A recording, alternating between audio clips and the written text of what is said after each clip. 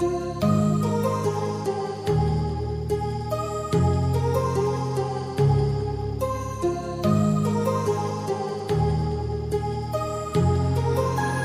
heart rages around like an ocean in my head, because there are so many things that I left unsaid.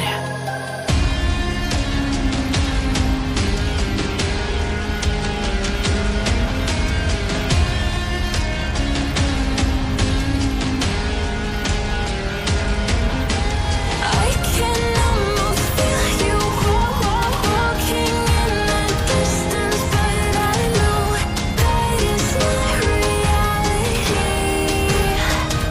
If you are echoing around inside these parallel dimensions all alone, now I'll find you in my dreams.